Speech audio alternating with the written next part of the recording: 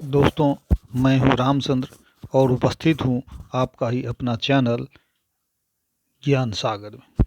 दोस्तों, मैं अभी दुनिया के तमाम तानाशाहों के बारे में सीरियली दे रहा हूं।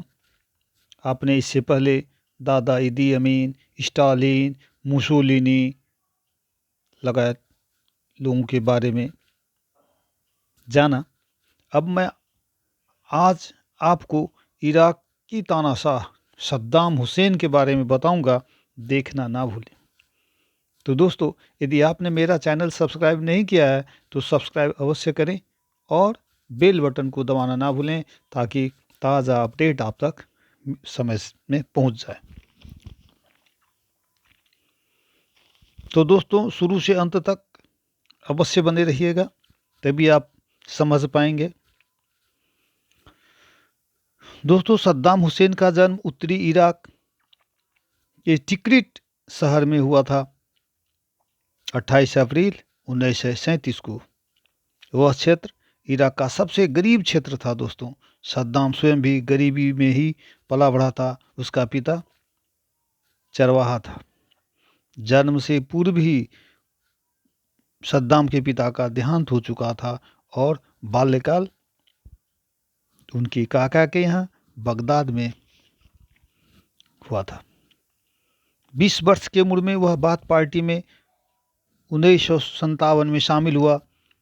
1959 में तत्कालीन इराकी प्रधानमंत्री अब्द अल करीम कासिम का तख्ता पलट में भाग लिया था, परंतु बाथ पार्टी वह प्रयास में सफल नहीं हो सका और सद्दाम हुसैन घायल होकर भाग निकला। वह पहले सीरिया और बाद में इजिप्ट पहुंचा। सद्दाम हुसैन इजिप्ट में 1962 से 63 के बीच में कानून का पढ़ाई किया। 1963 में बाथिस्टों ने सत्ता हथिया लिया, परंतु उसी साल बाथिस्टों का सत्ता फिर से छीन लिया गया और सद्दाम हुसैन वर्षों तक जेल में रहा। फिर वह भाग गया और बाथ पार्टी का नेता बना। 1968 में फिर कू किया। 1972 में उसने इराकी तेल उद्योग का राष्ट्रीयकरण करने का निर्देशन भी दिया। दोस्तों, 1979 में अहमद हसन अल बकर के राजीनामा पश्चात इराक का राष्ट्रपति बना। उसके बाद उसने क्रांतिकारी कमांड काउंसिल अध्यक्ष, प्रधानमंत्री लगायत अन्य पदों पर पहुंच गया। इराकी जनता के बीच में उसने अपना व्यक्तित्व बनाया। वह चाहता था इजिप्ट का प्रभुत्व अरब संसार से समाप्त हो और फारस की खाड़ी में इराक का प्रभुत्व हासिल हो। दोस्तों, सद्दाम हुसैन ने इराक के भीतर अल्पसंख्यक कुर्दों का विरुद्ध अभियान चलाया और भयंकर नरसंहार किया। हजारों लोग मारे गए। जी हाँ दोस्तों, हजारों लोग मारे गए थे। सन 1968 से 70 के मध्य सद्दाम हुसैन को राष्ट्रपति के पीछे की शक्ति के रूप में व्यापक मान्यता दी गई।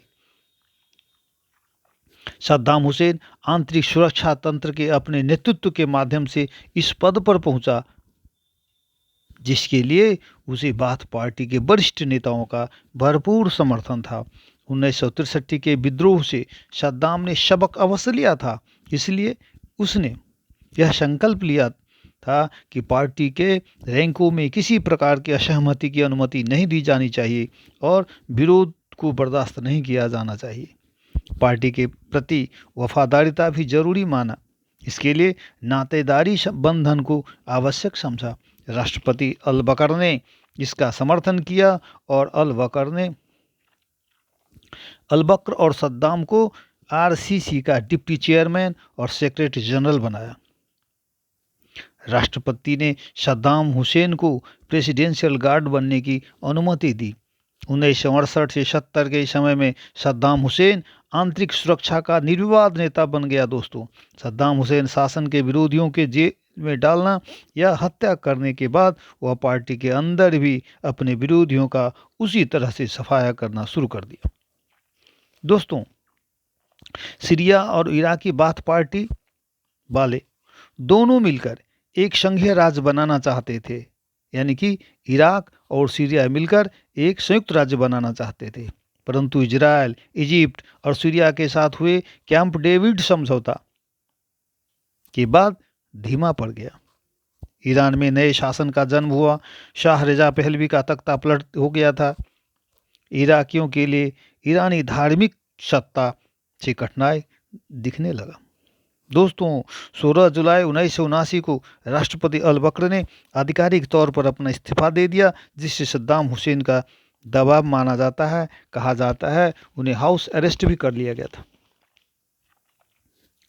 वैसे अल बकर को सत्ता के ऊपर पहुंचने में सद्दाम हुसैन का बहुत बड़ा हाथ रहा है।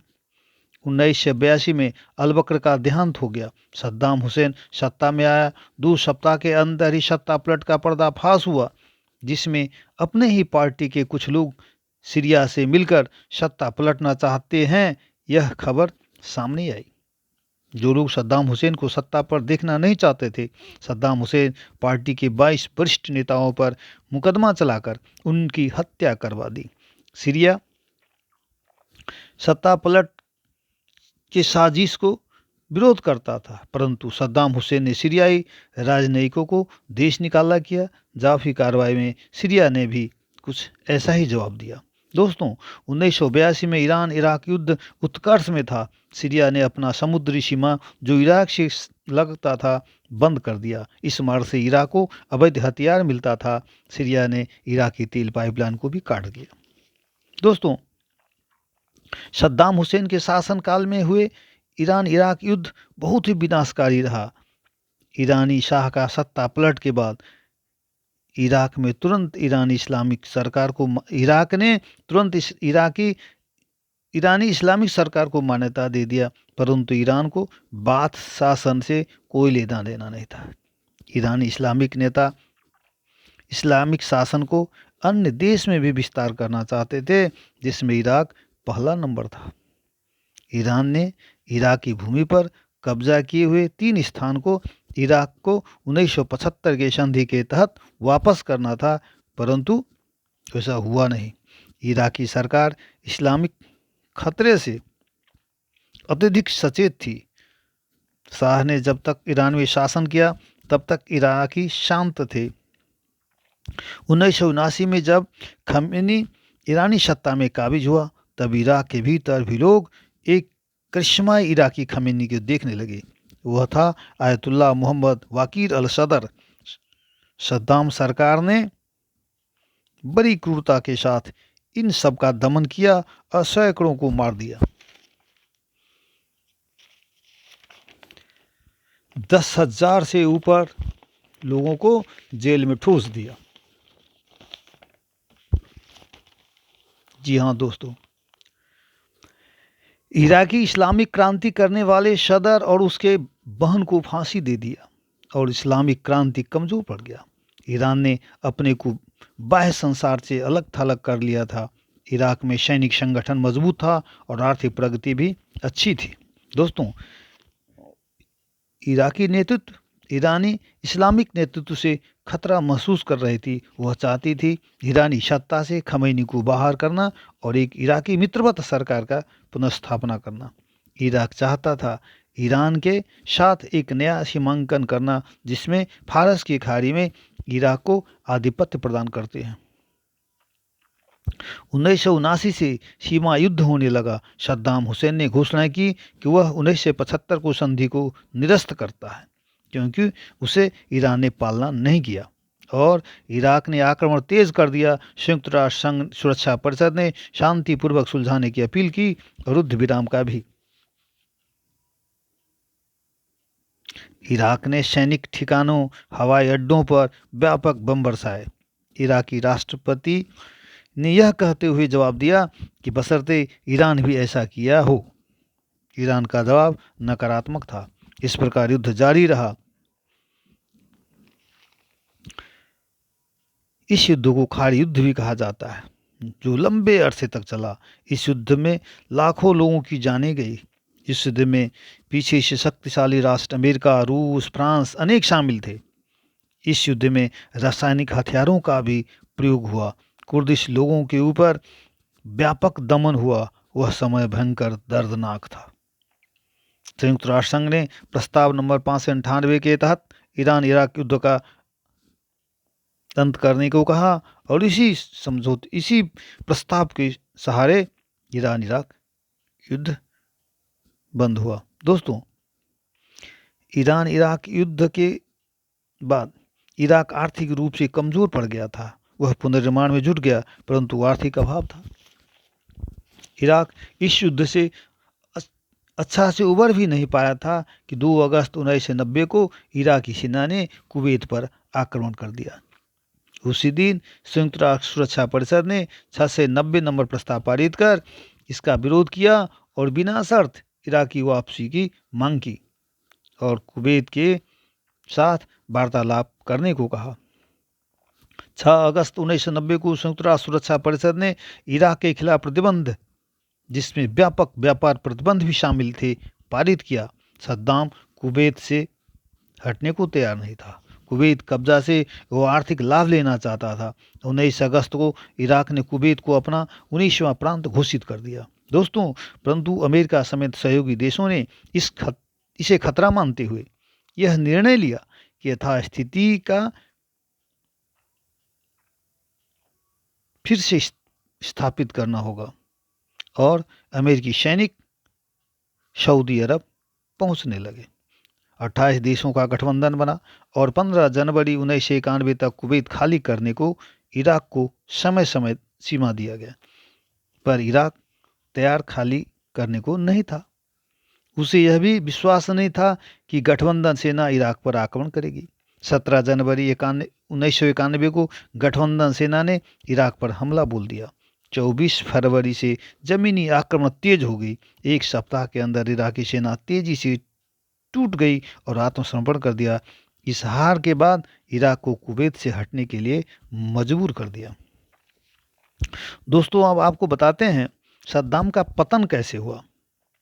जी हाँ दोस्तों, 2002 में अपने स्टेट ऑफ द यूनियन के संबोधन में तत्कालीन अमेरिकी राष्ट्रपति जॉर्ज डब्ल्यू बुश ने ईरान, उत्तर कोरिया और इराक को एक्सिस ऑफ एविल के रूप में नामित किया और आरोप लगाया कि इराक भी सामूहिक विनाश का हथियार निर्माण कर रहा है और आतंकवाद का समर्थन करता है। इसके बाद संयुक्त राष्ट्र संघ के निरीक्षण शुरू हुए, जो हथियार का निरीक्षण करने लगा, परंतु कोई प्रमाण नहीं मिला। फिर भी अमेरिकी गठबंधन ने इराक पर आक्रमण कर दिया। उसका उद्देश्य सद्दाम को सत्ता से उखाड़ फेंकना था। 9 अप्रैल को बगदाद गिर गया, परंतु सद्दाम बच निकला। सद्दाम की गहन खोज शुरू हुई। 13 दिसंबर 2003 को टिकरिट के पास एक भूमिगत बंकर में सद्दाम को ढूंढ निकाला गया। उसे अमेरिकी बेस में ले जाया गया।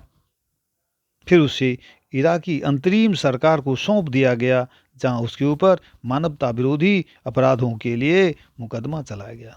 दोस्तों, क्या आप जानते हैं सद्दाम हुसैन एक जुझारू प्रतिवादी साबित हुआ, जो अक्सर अदालती कार्रवाइयों को चुनौती देता था। 5 नवंबर 2006 को उसे दोषी पाया गया और मौत की सज़ा सुनाई गई। 30 दिसंबर 2006 को गोली मारने के अनुरोध के बावजूद उसे फांसी पर लटका दिया गया और इस प्रकार एक तानाशाह का अंत हुआ। दोस्तों, आपको यह वीडियो कैसा लगा? लाइक शेयर अवश्य करें और कमेंट भी करें, ताकि उससे हमें भी हौसला मिले। धन्यवाद।